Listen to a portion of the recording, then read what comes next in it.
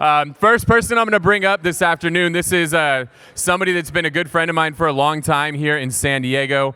We met each other originally when this guy was crushing it with short sales in San Diego, and literally branded himself as Short Sale Kurt, which was cool to see. But selling hundreds of short sales every single year, was very, very smart with that, and made a really cool pivot a few years ago when short sales started dying, pivoted over to luxury. Believe it or not, you can do that. You can pivot from selling beat up, trashed houses that nobody has cared for in a long time and transition into selling luxury homes. It's been really fun to watch, and it's one of the smartest guys that I know in the industry. Everything that he does is very, very intentional. He thinks about things very differently, and he's going to share a little bit about how he attacks expired listings in a way that's maybe a little different than the norm of what everybody else out there is doing. So I'm going to turn it over. Kurt Wannebo, it's all yours.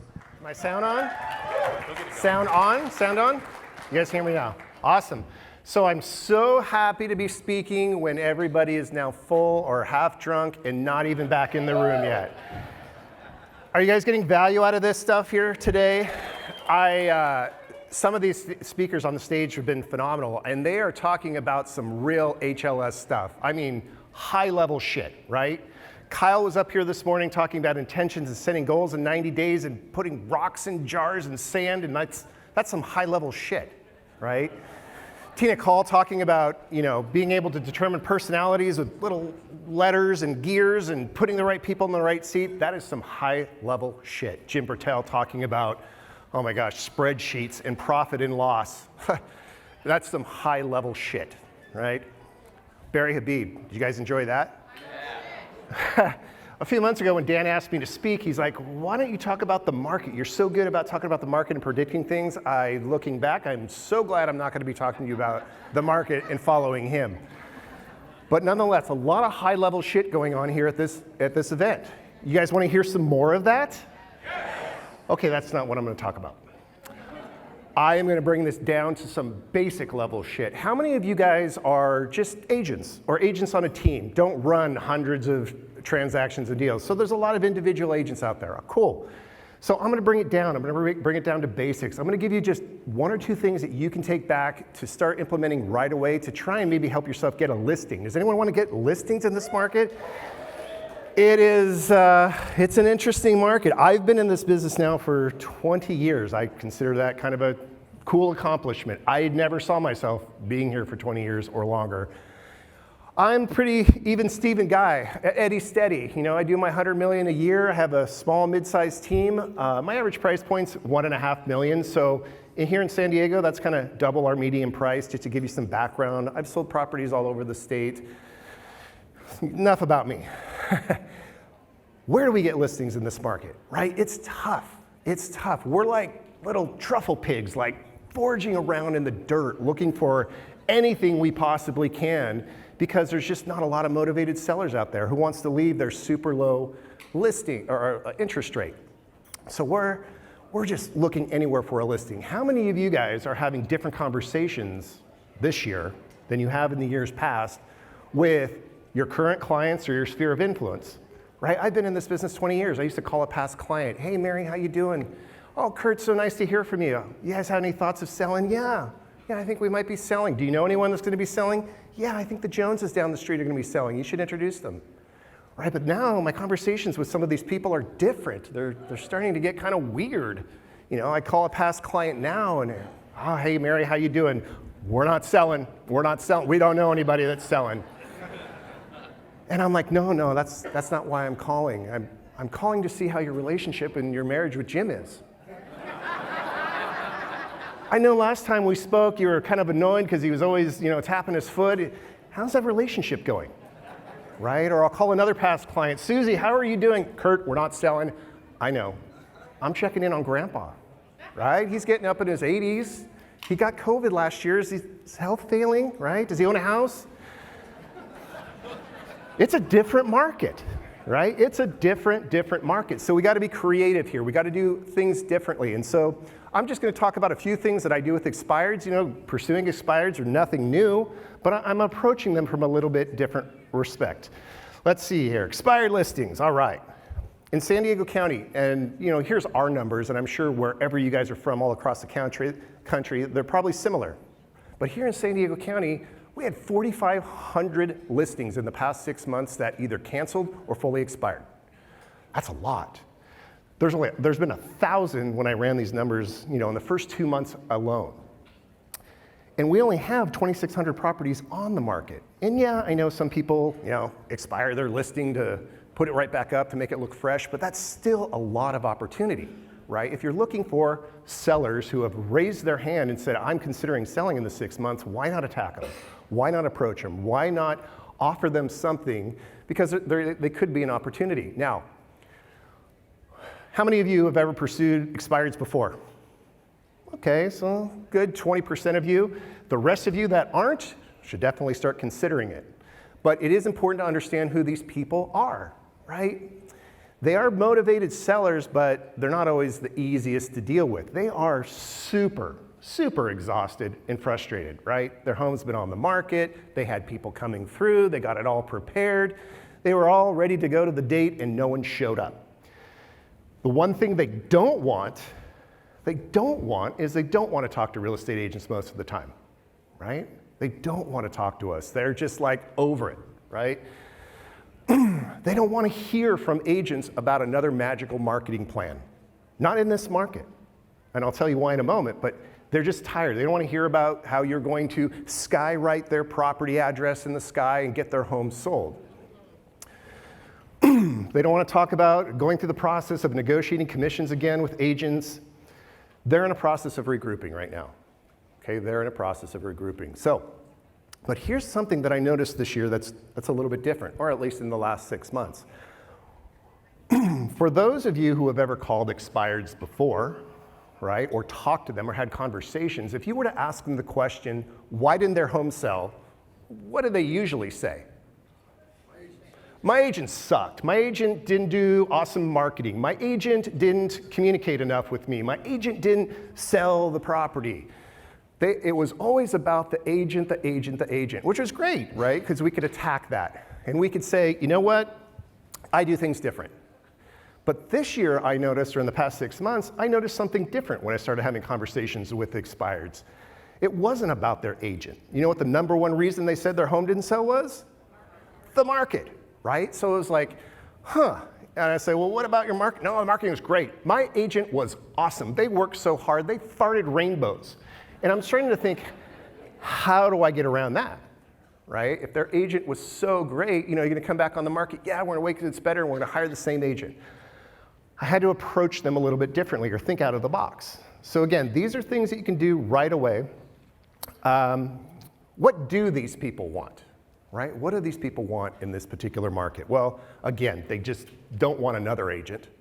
Okay? They don't want another agent talking to them about listing their home and the marketing that they're going to do. What they do want is they want a buyer. They want a buyer, they want their home sold, they want their price, and they want their timeline. They want easy solutions. They don't want to hear about going on the market again and staging and prepping their home, and they want easy information. Okay? So, I had a TV go out here.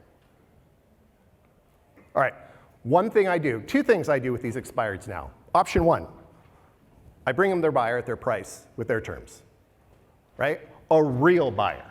I don't call them up and say, oh, I have a buyer. No, I get a real buyer, a real person, living, breathing, with the name, with the history, with the track record, et cetera, and I want to bring them that buyer. Not only that, I offer to bring them this buyer and charge them no listing commissions, none at all. Why would I do that, right?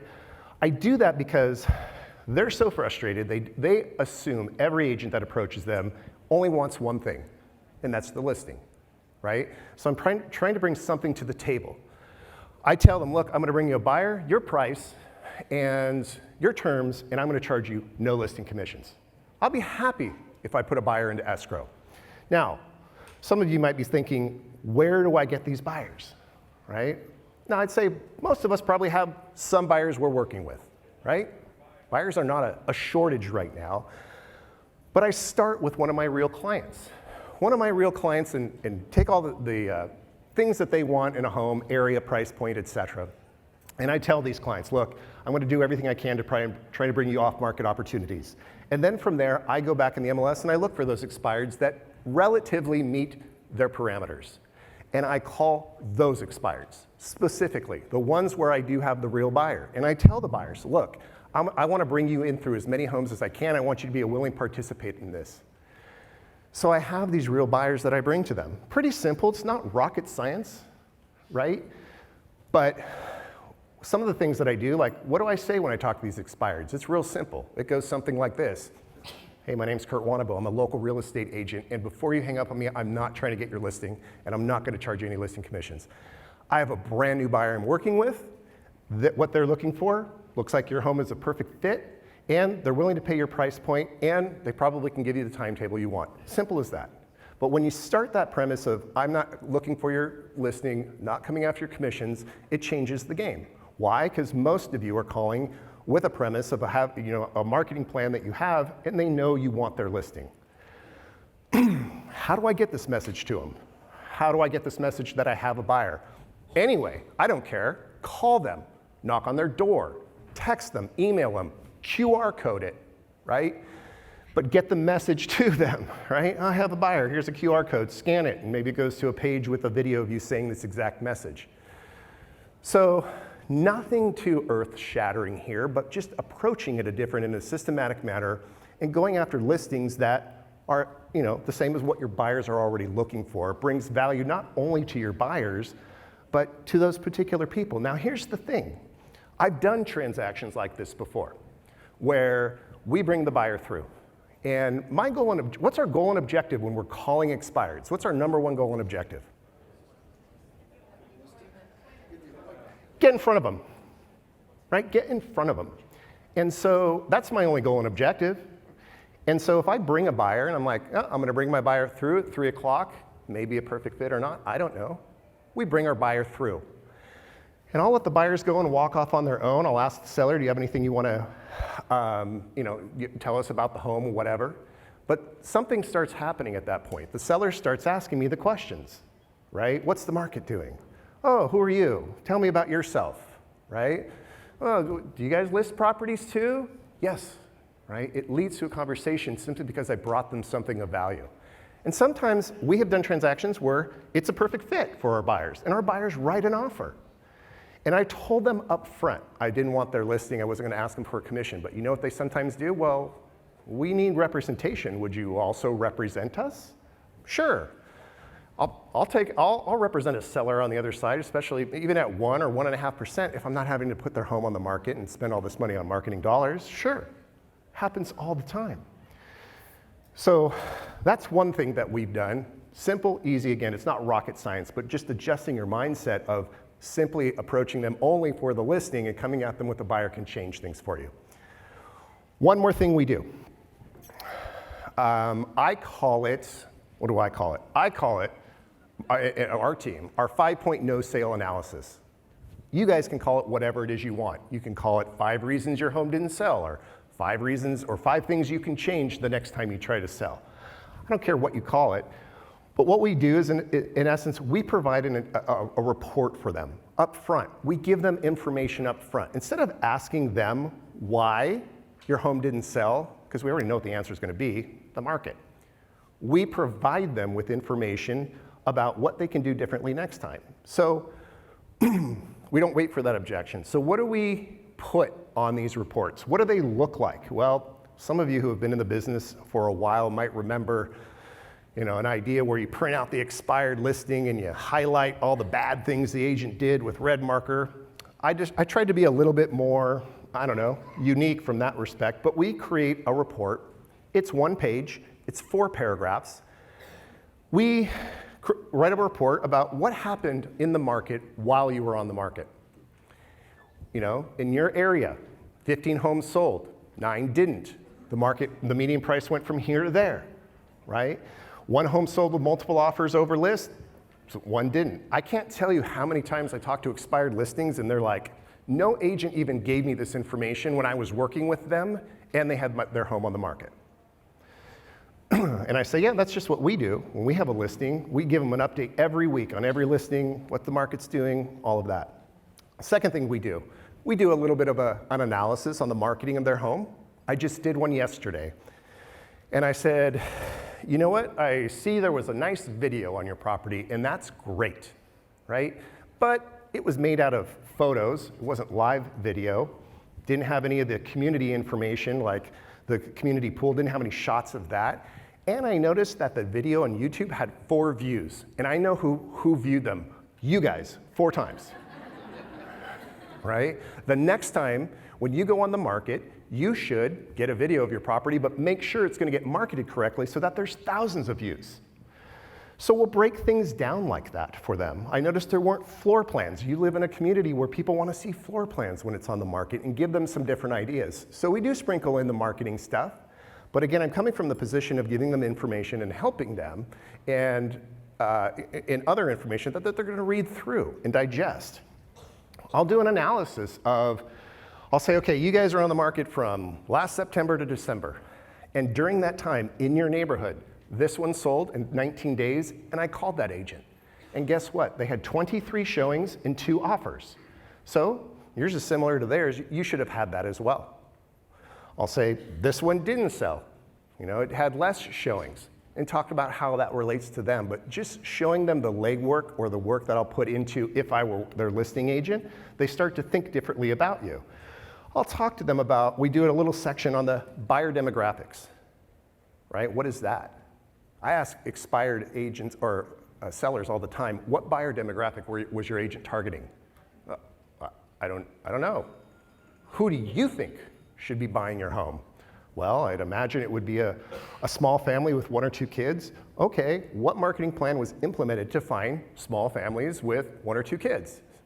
We'll break that down for them. We'll break down what we think the buyer demographics are and how we're going to attack and go after them. And then the last part of this is we'll do somewhat of a property analysis. Now, here's the thing. I haven't been to their property. I want to get in front of them.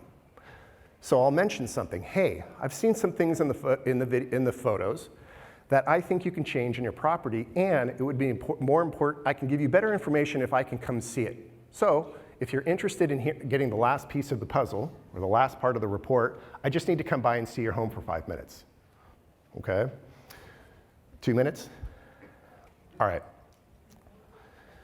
And I'll say, call me to discuss, right? And so I'll get the calls. I did one just the other day, and I put in there something like, you know, there's something I can't disclose on this report because it was in the confidential remarks to the MLS. Call me to discuss it. And he called me. He's like, what was in there that we need to change and do differently next time? So it's 1 paragraph. How do we get this report to him? Again, I don't care. Leave it at the door. Mail it in a hand-addressed thing. Put it on video. Text it to him. QR code it, right? Really quick, some other things that we do. I won't be able to get into all the details and show it, but geofencing. If any of you guys know how to do banner ads, right? You can geo-target a specific property nowadays. And so that specific seller is getting ads from you about, hey, 5 reasons why your home didn't sell or things to do next year. I have blog videos, things about video trips, I create a blog video with tips and tricks on things that you should be doing to sell your home in 2023. Things like implementing and marketing the fact that you're going to do buyer rate downs. Things like offering seller financing if you have the capability, or offering the strategy or utilizing the strategy of reverse offers. I'm not going to go into what that is, but these are things that I'm talking about sellers that they should be doing the next time they go on the market.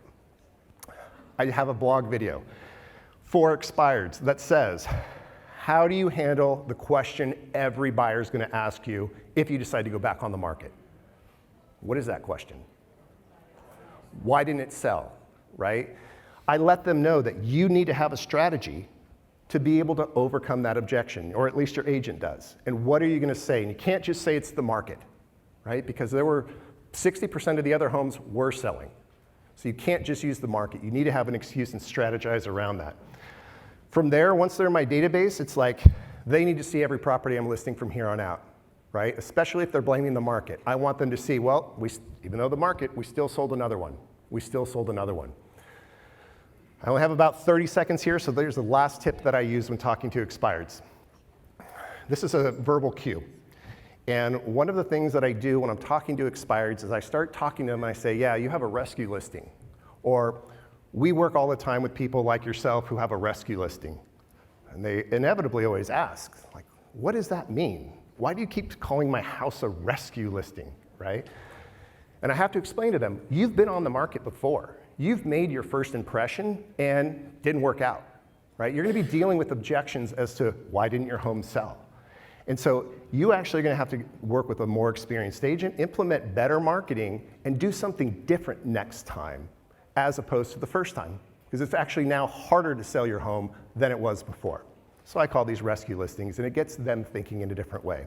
I'm out of time. That's it. Hopefully you guys can take that basic level shit right away and go for it.